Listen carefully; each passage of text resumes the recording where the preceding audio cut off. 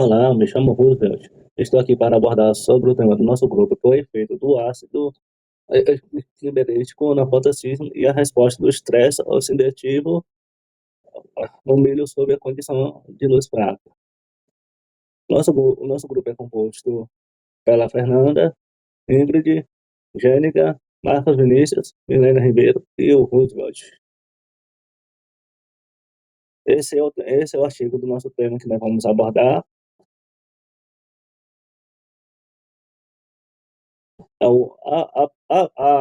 A produtividade da cultura depende durante a quantidade da luz que elas conseguem interceptar. No caso, o milho, que é uma cultura altamente dependente da luminosidade no período prolongado de baixa luz, é como ocorrem os excessos de chuvas, temperaturas baixas durante o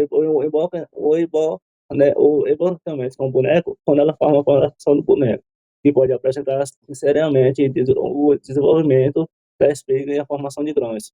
Nessas condições comuns, observar o fumus e o ponto balde é o problema que reduz diretamente a produtividade, a baixa luminosidade que afeta o processo da fotossíntese e diminui a taxa de fotossíntese no líquido que altera parâmetros fluorescências, além de desacadear a degradação cloplástica e a morte de célula. O acúmulo de espécies relativa do oxigênio, esse é um excesso do ROS, causa danos oxidativos que reduz atividades enzimas essenciais, efeito na integridade das células e as plantas possui sistemas antioxidantes como SOD e POD, que tentam amenizar esses nas dores da situação de estresses intensos e proteção sempre o suficiente.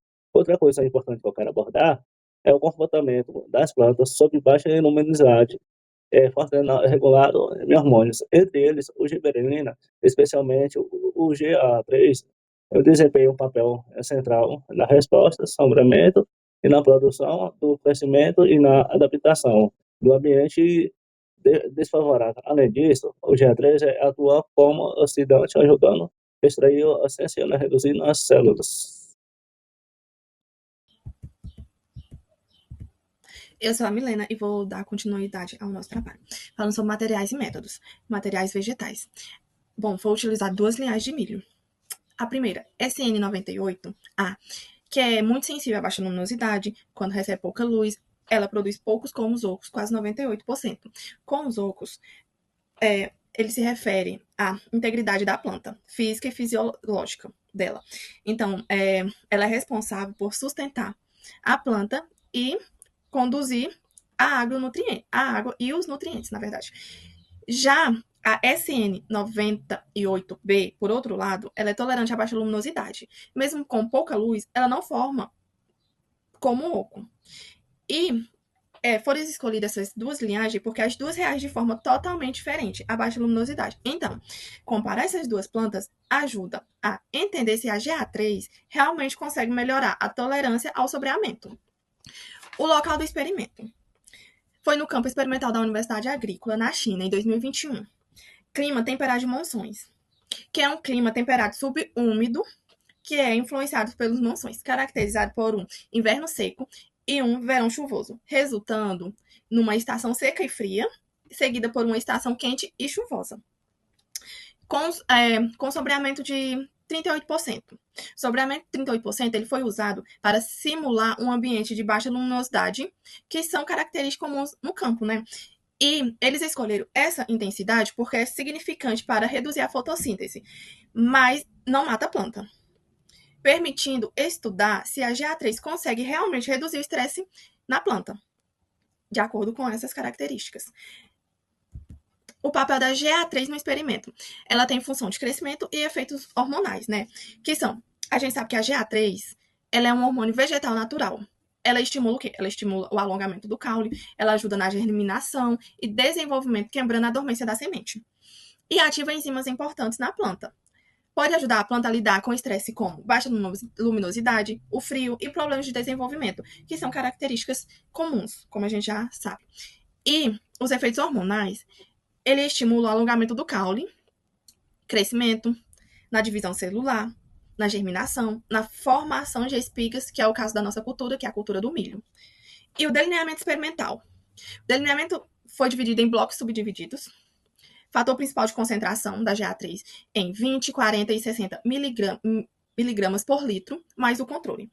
E o fator secundário, que foi as linhagens SN98A e SN98B. Tratamentos. Foram aplicados a aplicação foliar, que foi da GA3, o sombreamento 38% nos 3 primeiros florescimentos e a coleta aos 5, 10, 15 e 20 dias após o sombreamento. Primeiro, foi realizada a aplicação foliar, né? Que é o ácido giberílico, um hormônio vegetal usado para estimular o crescimento e ajuda a planta a lidar com o estresse de baixa luminosidade. Em seguida, as plantas foram submetidas a um sombreamento de 38% durante os 3 primeiros florescimentos. Esse período foi escolhido porque é uma fase importante para o desenvolvimento das espigas e reduzir essa luz costuma prejudicar bastante o milho no seu desenvolvimento, né? E depois do sombreamento, foram feitas coletas das folhas ao 5, 10, 15, 20 dias. Essas coletas são diferentes dias por conta que elas coletam diferentes momentos e são importantes porque permite acompanhar como a planta reage ao sombreamento e ao GA3 ao longo do tempo mostrado. Tanto as respostas iniciais, então a gente vai ter respostas iniciais, e ao decorrer do desenvolvimento da planta. E a avaliação realizada. Foram feitas as avaliações do fenotipo, das trocas gasosas, da fluorescência, da clorofila, das clorofilas, do estresse oxidativo, enzimas antioxidantes e expressão gênica. Essas avaliações, elas foram feitas para entender como as plantas respondem ao sombreamento e ao G3. Primeiro avaliamos o fenotipo, observando a taxa de frutificação e a taxa de como oco, que indica o impacto direto na produção. Depois analisamos as trocas gasosas. Essas trocas gasosas são avaliadas a fotossíntese, a transpiração e a abertura estomática. Em seguida, usamos a fluorescência da clorofila para ver a eficiência da fotossíntese 2. Também medimos os pigmentos fotossintéticos, as substâncias de estresse oxidativos e as enzimas oxidantes, SOD e POD, que mostram como as plantas se defendem ao estresse. E, por fim, analisamos a expressão gênica para confirmar se a GA3 influenciou tanto a defesa antioxidante quanto a sinalização hormonal no nível molecular.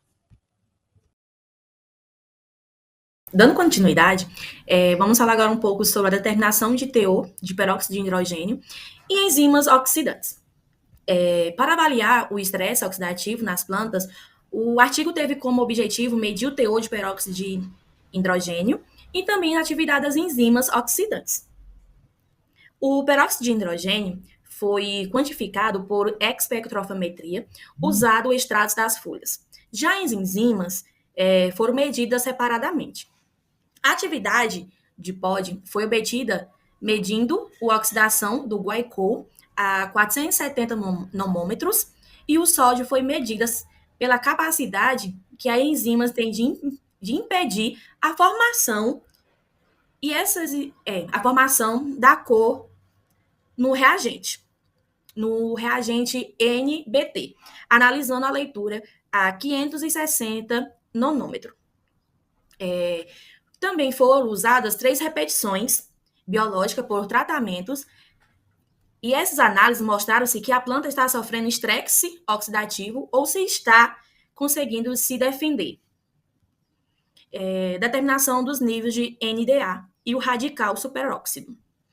Nesse tópico, o objetivo foi avaliar o dano celular causado pelo estresse. O NDA é um indicador de peroxidação lipídica. Quanto maior o NDA, maior o dano na membrana celular. Ele foi detectado pelo método de TBA, que é uma técnica bem clássica em fisiologia vegetal. Já o radical foi detectado incubando as folhas em solução de NBT por 2 horas no escuro. A intensidade de coloração indica o nível do radical. Esses 2 parâmetros ajudam a entender o quanto o estresse de baixa luminosidade estava afetando as plantas. Dando continuidade, agora vamos falar um pouco sobre a expressão de genes-alvos, que o foco foi analisar como os genes relacionados ao estresse e ao metabolismo do GA correspondem ao sobreamento e a aplicação de GA3. Em primeiro, o RNA das folhas foi extraído e convertido em CNDA. Esse CNDA foi diluído e usado na reação de PCR, em tempo real, com o corante. O gene de referência utilizado foi o ZN-ACT, para normalizar os danos. Os genes estudados em que foram incluídos foram APX, o GR e o SOD, que estão ligados à defesa oxidante. E outros genes que estão relacionados ao metabolismo são o GA, como o dela, que o ciclo de aplicação foi de 95 graus Celsius por 30 segundos. E seguindo o ciclo de 60 graus Celsius a 72 graus Celsius. Com isso, permitiu comparar se os genes estavam sendo mais ou menos expressos após o tratamento. Aqui no análise estatísticos, foi feito e usado o Soft DPS na versão 9.01. Os dados passaram por ANOVA, de uma via com nível de significância de 5%. Em seguida, foi feita comparações múltiplas entre o tratamento para identificar diferenças estatísticas significativas. E os gráficos apresentados no artigo foram montados no Origin em 2021. Bom, aqui eu vou apresentar agora para vocês a tabela, que essa tabela, ela mostra os primes, que são de pequenas sequências de DNA usado no PCR em tempo real. Cada gene que a gente quer analisar precisa de 2 primes, um forward F e um reserve R. Se vocês podem estar analisando aí a tabela.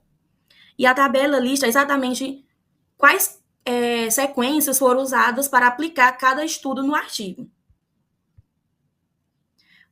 Por exemplo, os primes para genes APRX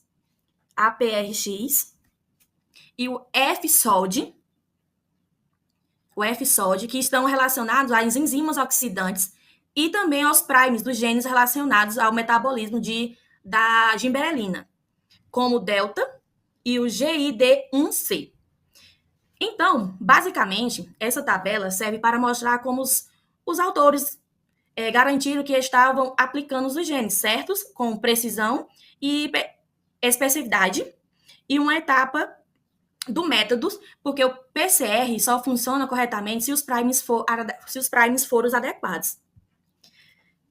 Para uma boa explicação e um bom entendimento agora, cada linha que você pode estar observando aqui na tabela é um gene estudado.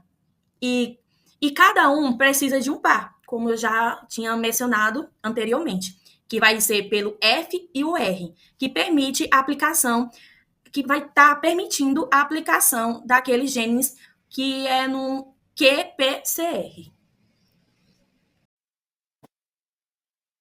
Continuidade, eu vou falar agora sobre os resultados. E, bom, analisando os resultados para a taxa de formação de sementes e para a taxa de formação de como-oco, olhando para a figura 1, a conclusão principal é bem clara sobre o uso do ácido gibberéllico. Basicamente, a aplicação desse hormônio conseguiu 2 resultados importantes e simultâneos. Na figura 1A, nós vimos um aumento notável na formação de sementes nas 2 linhagens, e na figura 1B nós tivemos uma diminuição no problema do como-oco. Então, o destaque aqui é que o melhor resultado para ambos os casos veio da concentração de ácido gibberéllico, que foi, no caso, 60 mg por litro. Então, foi essa dose que nos deu a maior taxa de frutificação e a menor taxa de como-oco, como a gente pode ver. E dessa forma, mostrou a superioridade do tratamento em comparação com o grupo de controle, que não recebeu o hormônio. Ele foi tratado apenas com água. Falando agora sobre os parâmetros fotossintéticos, observando agora a figura 2, nós vamos nos conectar primeiro com o que aconteceu com a taxa fotossintética líquida. Ela está sendo representada por PN no nosso grupo de controle. Então, na linhagem SN98A, o que é intolerante à sombra, representado ali do lado esquerdo dos gráficos, o PN continuou caindo ao longo do tempo. Então, ela realmente sofreu com a pouca luz. Já na linhagem SN98B, que é tolerante à sombra, está localizada ali do lado direito, o PN teve um comportamento um pouco diferente. Ele diminuía no início, mas depois mostrava uma capacidade de se recuperar e aumentar um pouco. Bom, se olharmos agora para os gráficos após tratamento com ácido gibberéllico, nós vamos ver que na SN98A, tanto o PN quanto a TR, que é a taxa de transpiração, subiram bem acima dos valores de controle, mesmo após os 20 dias, assim como aconteceu na PN. Agora, olhando para a AGS, que é a condutância estomática, de forma geral, o que o estudo observou é que ela foi maior nas duas linhagens que receberam o GA3, o ácido gibberéllico. Então, quando comparados ao controle, o tratamento que teve o maior impacto na abertura dos poros foi a dose de 60 mg. Bom, para finalizar a análise da figura 2, vocês podem notar que as concentrações intercelulares de CO2 caíram nas duas linhagens quando a aplicação do ácido gibberéllico foi realizada, e especialmente na dose de 60 mg. Parâmetros de fluorescência da clorofila. Aqui na figura 3, ela nos mostra o que aconteceu com o fotossistema 2, ou seja, o PS2. No grupo controle, a linhagem sensível, que é a SN98A, estava sob estresse, com baixa eficiência e alto desperdício de energia. Então, o tratamento com ácido gibberéllico, especialmente na dose de 60 mg por litro, também corrigiu esse problema na SN98A. Então, dessa forma, o ácido gibberéllico aumentou a eficiência de uso da luz e do rendimento do PSI2, ou seja, crucialmente diminuiu o desperdício de energia, a linhagem mais frágil. Dando continuidade, agora olhando a figura 4, nós vamos analisar o teor de clorofila e podemos ver que a SN98A tinha pouco pigmento, mas o ácido gibberéllico resolveu isso. Como vocês podem notar, o tratamento de 60 mg foi o mais eficaz e fez com que o teor total de clorofila aumentasse em até 25% nos primeiros dias de tratamento. Já na linhagem tolerante, o ácido gibberéllico não fez grande diferença, pois ela já estava naturalmente bem e com altos níveis de clorofila. Agora vamos analisar o que acontece a nível celular, focando no estresse oxidativo através das figuras 5 e 6. Então, na figura 5, nós vemos o ROS nos grupos controle, então a linhagem SN98B conseguia controlar o estresse e os níveis de ROS subiam e depois caíam. Já na linhagem SN98A, os níveis de água e oxigênio estavam sempre mais altos do que a SN98B. Então, a gente conclui que após o tratamento com ácido gibberéllico, o ROS foi reduzido significativamente em comparação com o controle. Então, a figura 6 reflete a figura 5. Nós podemos ver aqui que o ácido gibberéllico ele reduziu drasticamente o teor de MDA nas duas linhagens. E assim como o ROS, os níveis de dano eram sempre maiores na SN98A do que na SN98B. Atividade de enzimas e oxidantes. Na figura 7, que analisa as enzimas antioxidantes, SOD e POD, nós podemos observar que a linhagem SN98A ela apresentou atividades enzimáticas maiores do que no controle, e que a dose de 60 mg foi, mais uma vez, mais eficaz e resultou, então, em um aumento na atividade de SOD e POD. Genes relacionados ao estresse antioxidante. Então, a figura 8 está nos mostrando que os agentes APX e GR tiveram sua expressão aumentada de forma significativa. Foram com a dose de 60 mg, sendo a mais potente, e nessa dose o APX foi expresso cerca de 6,73 vezes mais e o GR cerca de 2,75 vezes mais do que no controle. Genes relacionados à gibberelina. Bem, para finalizar, nós vimos aqui na figura 9 que a expressão dos genes receptores da gibberelina, que são GID1C1, GID1C2 e GID1-3, diminuiu após o tratamento. E os genes que produzem o hormônio internamente, ou seja, GA20OX, K1, K02, também tiveram sua expressão diminuída. Então, continuando a nossa apresentação, sou o Marcos Vinícius. Nós iremos discutir a respeito do artigo selecionado, que é sobre a cultura do milho, sobre o efeito do hormônio vegetal gibberelina. Então, temos o problema central, que é o estresse oxidativo. Sob baixa luz, as plantas de milho acumulam espécies reativas de oxigênio em excesso. Então, pense bem, o milho, sob o efeito de sombreamento, que é a ausência de luz ou luz fraca, irá ter o seu metabolismo energético afetado. E isso irá fazer com que a célula dessa cultura, desse cultivo, irá enfrentar um estresse. Dependendo do grau de estresse, essa planta poderá enfrentar um estresse oxidativo, que com isso irá danificar suas células, acelerar o envelhecimento das folhas e prejudica a formação da espiga. Como? A célula que está sob o efeito de estresse irá produzir as espécies reativas de oxigênio. Então, basicamente, uma planta que está sob muito estresse irá produzir as espécies reativas de oxigênio devido ao estresse sob a ausência de luz ou a luz fraca. A aplicação do hormônio vegetal pode ser aplicado também como um escudo protetor antioxidante. O hormônio vegetal gibberelina, ele não irá basicamente destruir as espécies reativas de oxigênio. Muito pelo contrário, a aplicação irá apenas ativar o sistema de defesa natural dessa planta, que nesse caso seria as enzimas.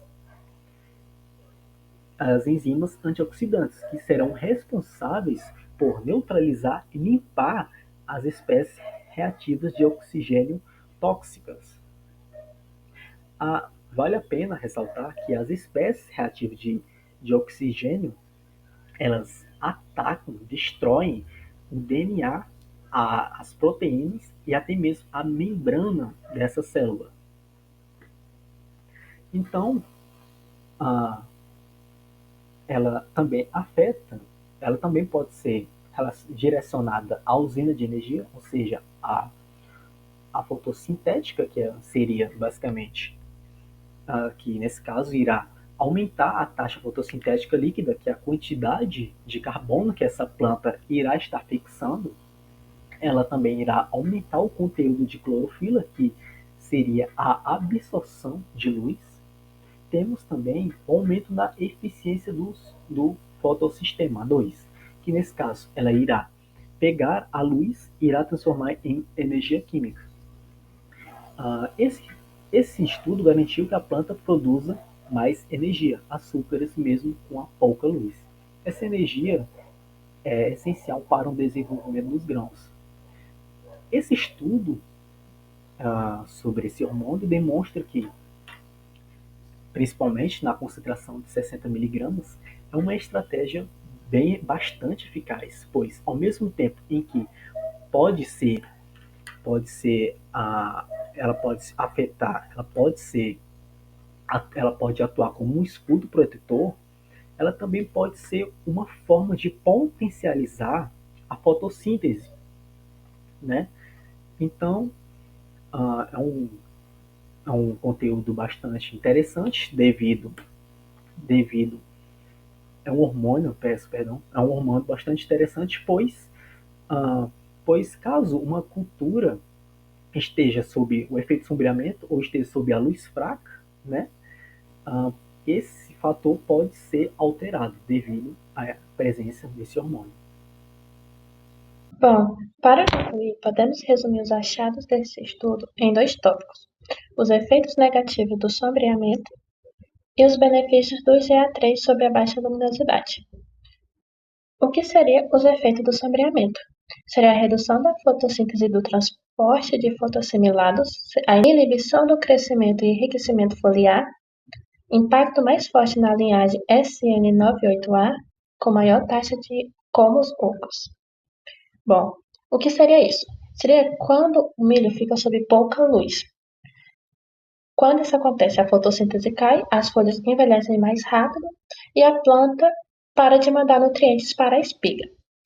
E o pior disso é que isso afeta muito mais a linhagem do SN98A, que acaba tendo muito mais colmos vazios.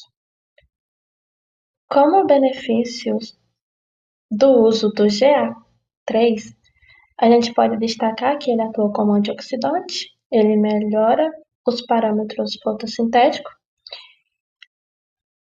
A dose que apresentou o melhor resultado foi a dose de 60 mg. Como isso tudo acontece? Com o GA3, ele age como um protetor natural, ou seja, ele aumenta a fotossíntese, melhora a respiração da planta e a deixa mais resistente. E tudo isso com a dose de 60 mg, que foi a dose que teve o melhor resultado. Ou seja, aplicar o GA3 na folha ajuda o milho a crescer melhor, mesmo com a luz fraca. Bom, como podemos ver nesse gráfico, ele explica direitinho como tudo isso acontece na prática. Do lado esquerdo, temos a planta sem o GA3, sob estresse de baixa luz. Podemos observar que a fotossíntese despenca, acumula o lixo tóxico, que seria os tais dos zeros, a defesa cai e a folha vai se queimando. Como podemos ver que tem um aumento de MDA, que tudo isso leva a aumento de MDA. Já do lado direito, temos a planta sob o mesmo estresse, mas com a presença do GA3. Aqui podemos observar que o GA3 aumenta a fotossíntese e ativa as defesas da planta. Como resultado, a planta limpa o lixo tóxico, protege as células e reduz os danos. Ou seja, o GA3 é duplamente eficaz. Ele defende e reforça a planta ao mesmo tempo. É por isso que as plantas com GA3, especialmente com 60 mg, tiveram menos escomos vazios e produziram mais, mesmo sob pouca luz. É por isso que as plantas com GA3, especialmente com doses de 60 mg, tiveram menos colmos vazios e produziram mais, mesmo tendo pouca disponibilidade de luz. Considerações finais. As análises realizadas no estudo mostram que o estresse causado pela baixa luminosidade afeta diretamente o equilíbrio oxidativo das plantas, aumentando a produção de espécies reativas de oxigênio e o dano celular. No entanto, os resultados também demonstram que a aplicação de GA3 teve um papel importantíssimo na regulação desse estresse, influenciando a atividade das enzimas oxidantes e a expressão dos genes relacionados tanto à defesa oxidante quanto ao metabolismo da gibberelina. O estudo evidencia que a sinalização hormonal, especialmente da gibberelina, está diretamente conectada à resposta oxidante das plantas, ajudando a amenizar os efeitos negativos do sombreamento. Assim, o artigo, reforça a importância da GA como um regulador essencial na adaptação das plantas em condições adversas. Aqui está as nossas referências. Para finalizar, eu quero agradecer a todos pela atenção até aqui. Foi um prazer apresentar este conteúdo. Espero que tenha contribuído para o aprendizado de vocês e muito obrigada a todos.